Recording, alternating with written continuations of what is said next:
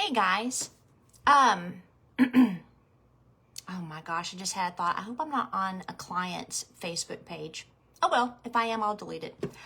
I wanted to, real quickly before I hit the hay, discuss the recent Supreme Court decision on the border. And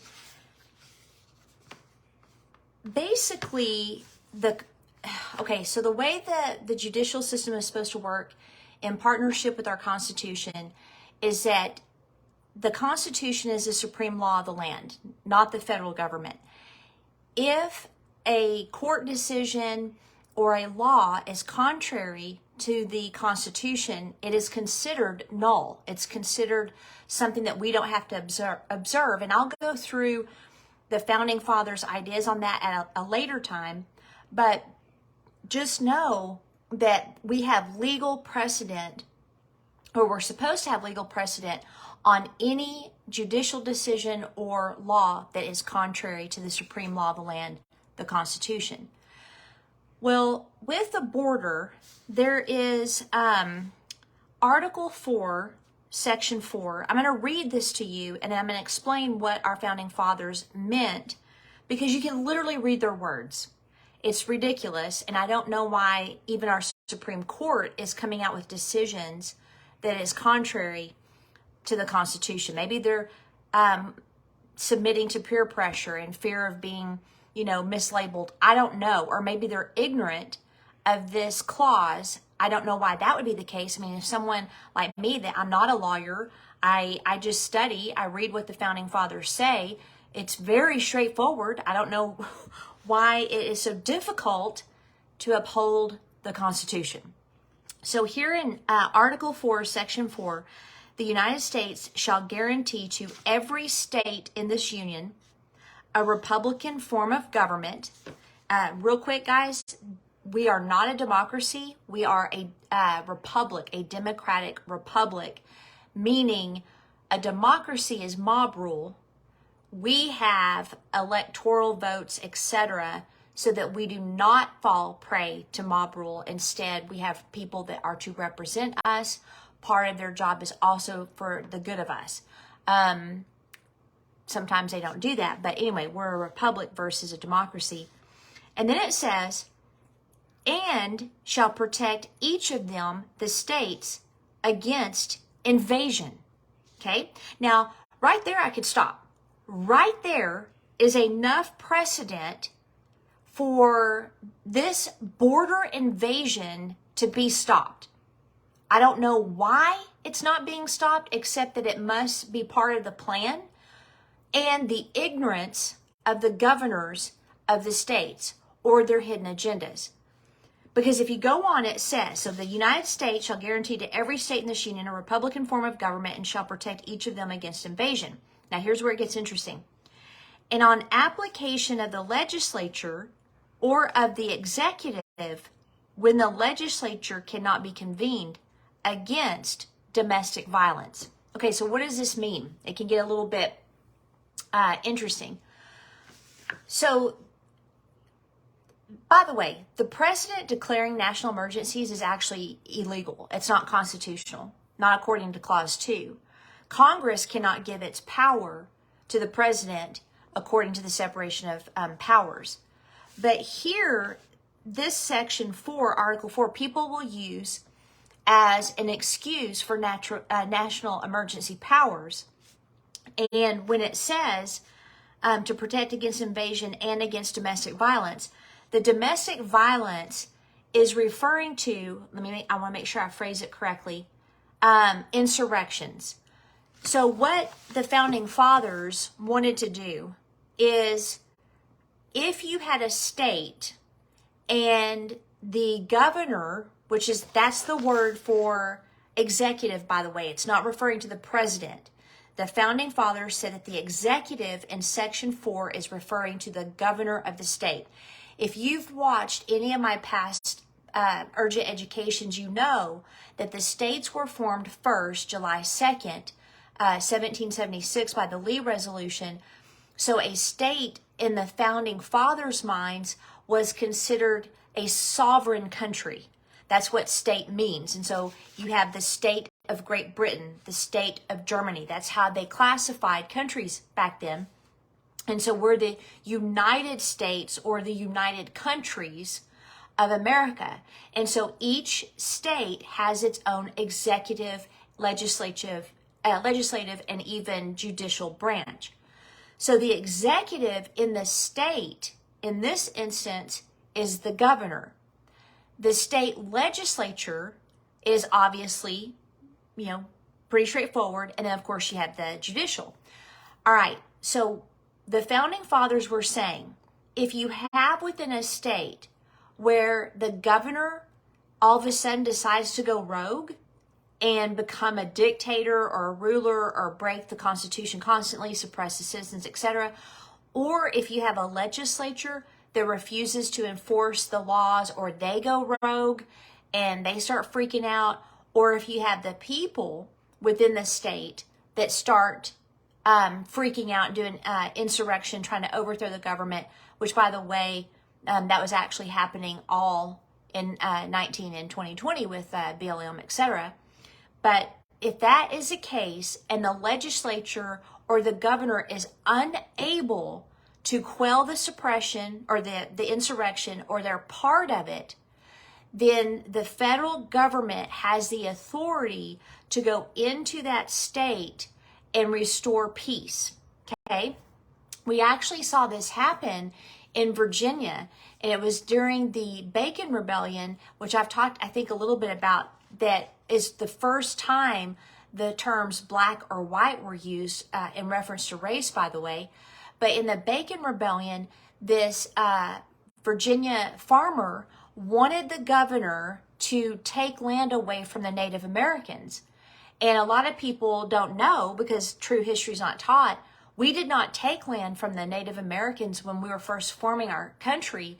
We actually bought the land. Pennsylvania was bought, Connecticut was bought, parts of Virginia were bought. Later, when the Brits stirred up the Native Americans, we went to war, and the rules of war are whoever you defeat, you take their land. And so that's how a lot of that happened. And then, of course, we did get ridiculous and, have some problems later. But anyway, so the farmer wanted the governor to do that. The governor said, no, I'm not doing that. It's against the law. And so the farmer caused a rebellion and attacked the governor and the government of Virginia. So they were able to quell the insurrection. They didn't have to call on the federal government to do it.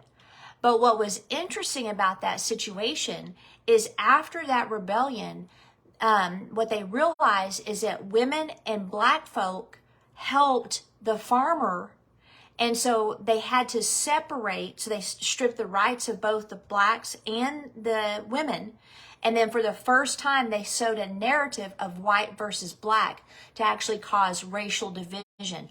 Before the Bacon Rebellion and this scheme to divide us by color, if someone was to ask me what are you, I would say I'm British. Someone else might be Irish. Someone else might be German or Dutch. So we went by our nationality. We didn't go by our skin color until the Bacon Rebellion.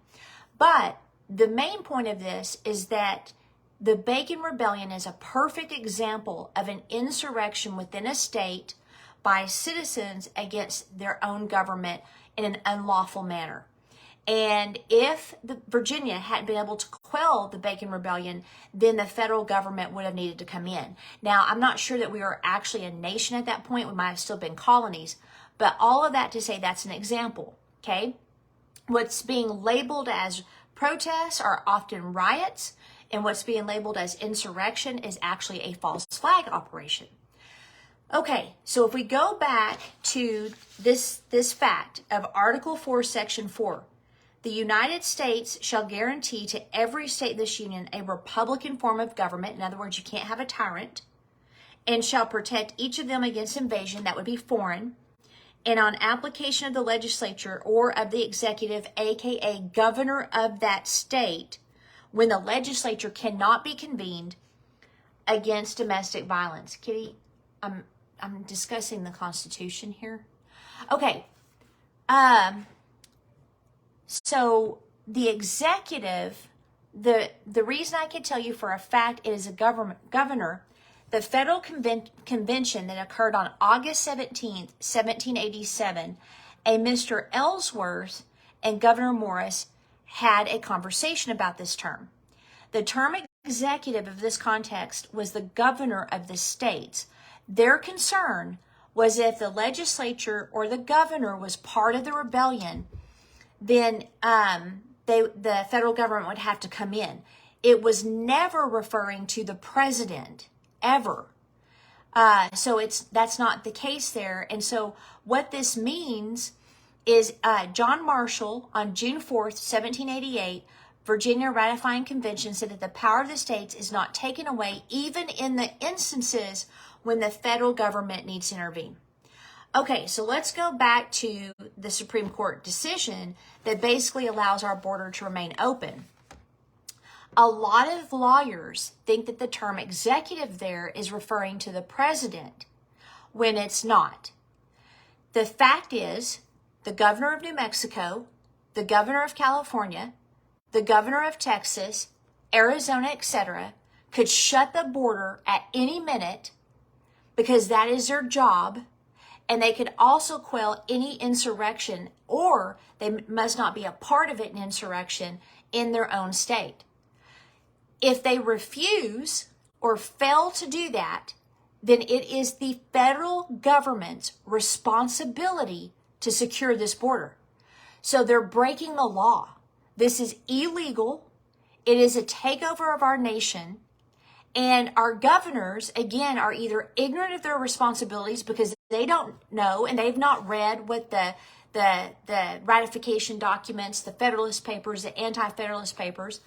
So for whatever reason, these people are ignorant of the Constitution that they swore to uphold, and it's really frustrating.